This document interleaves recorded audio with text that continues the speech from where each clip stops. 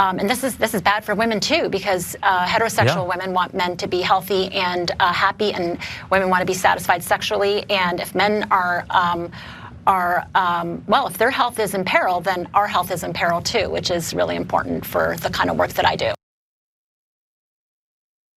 Okay, so they're talking once again about falling sperm counts internationally on Tucker Carlson's show. It is an actual thing that is actually happening for actual reasons with actual consequences. Forget all of that. You should be worried about your sperm count falling because then women won't be sexually satisfied for some reason, which makes perfect sense to people who've literally never had sex, I guess. Anyway, a friend of the show recently appeared, Kate Abu-Ghazaleh. She points out, I can confirm that sperm is not why women become sexually satisfied.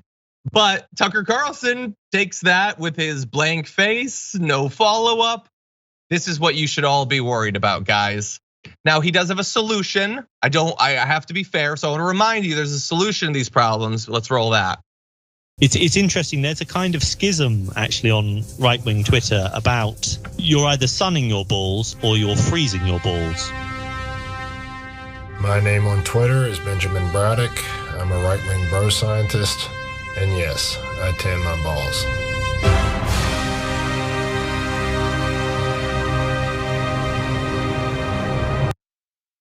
Yes, there is a schism between those who think that you should tan your balls or freeze them. I would guess, as a not expert, that both of those are contributing factors to sperm count declines. I think both of those will be bad for your sperm count. Maybe equally, maybe do both, like an icy hot situation. I don't know. But Brett, what do you think? There are lower sperm counts now than there were 50 years ago. Now, 50 years ago, Tucker Carlson did not have a show on Fox. Now he does have a show on Fox. I'm seeing a connection. Also, like, listen, I understand that women want men to have higher sperm counts, especially in the married variety, because like because the lower the sperm count, the more time she has to have sex with her husband to get pregnant, and no wife enjoys that, in my experience. In my direct recent experience. Anyway, the last thing is like, I think the sperm counts might be, and this is not scientific, they're down because we have so much porn that we're always emptying half full tanks.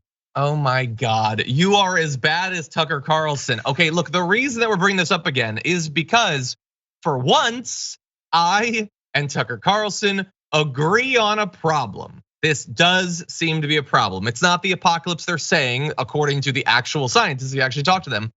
But what frustrates me so much about the coverage of this is he keeps talking about this topic.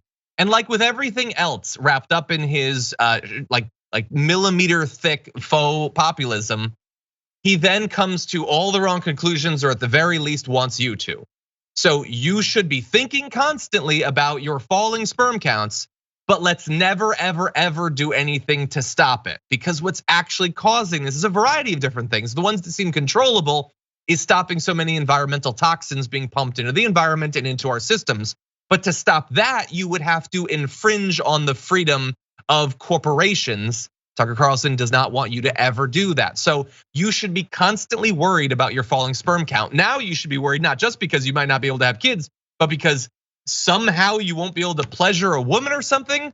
People who've experienced vasectomies, I guess, will be shocked to find this out. But don't ever do anything that might infringe on a corporation, even if it could save all of our sperm counts.